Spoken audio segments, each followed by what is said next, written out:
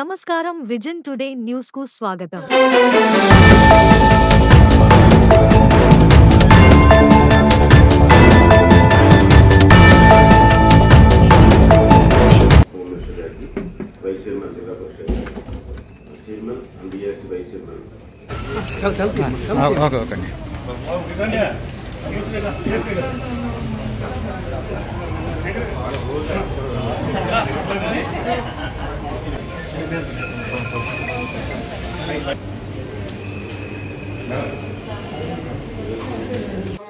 విజయనగరం జిల్లాకి 64,000 ఎకరాలకి 3 జిల్లాల్లో 64 ఎకరాలు 1,31,000 ఎకరాలు కొనసాగేటికి క్లియర్గా ఎక్స్ప్లెయిన్ చేయండి. వాళ్ళ సిచ్యువేషన్ పరిస్థితి ఎలా ఉంది, ఎలా ఇంప్రూవ్ చేసుకోవాలి, తర్వాత కాంగ్రెస్ మెంబర్స్ ఉంటే ఆ డౌట్స్ అంతేనా చేయాలి.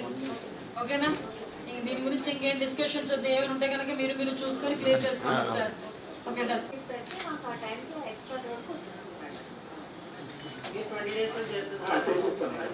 ముందు మీరు ఇది అప్లై చేస్తే ఏమవుతుందంటే మేడం యూజర్ చార్జ్ ఇది అన్యూస్డ్ చార్జెస్ అని ఫైన్ పడిపోతుంది. ఆన్లైన్ కదా, ఆన్లైన్ లో చాలా కడితే కదా అక్కడ జనరేట్ అవుతాయి.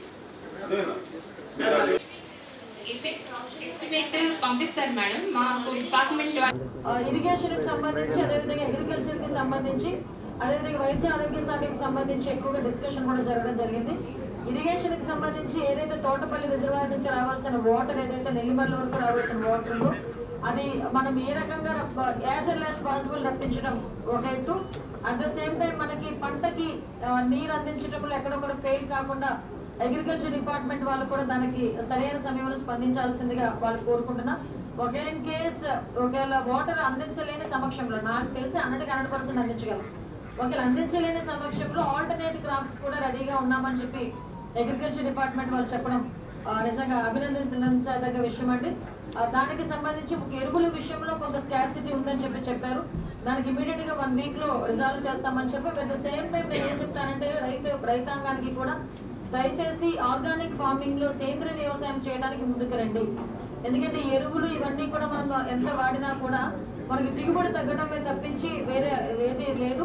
కాబట్టి సేంద్రీయ వ్యవసాయం చేయడం, సేంద్రీయ వ్యవసాయానికి ఎక్కువగా ప్రాధాన్యత ఇస్తున్నాం. కాబట్టి ఈ రోజు దానికి ఎక్కువగా మొగ్గు చూపాల్సిందిగా కోరుకుంటూ మిగతా మన అగ్రికల్చర్ డిపార్ట్మెంట్ వాళ్ళని కూడా వ్యవసాయదారుల్ని సేంద్రీయ వ్యవసాయం వైపు మొగ్గు చూపించే విధంగా ముందుకు తీసుకెళ్లాల్సిందిగా, మోటివేట్ చేయాల్సిందిగా మేము కోరుకుంటున్నామండి.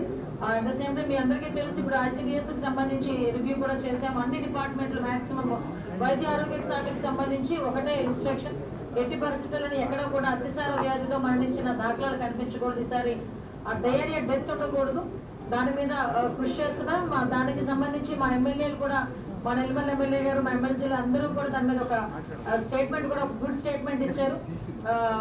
శానిటేషన్ కానీ, అట్ ద సేమ్ టైం మనకి డ్రింకింగ్ వాటర్, పారిశుద్ధ్యం మీద చాలా దృష్టి పెట్టారు.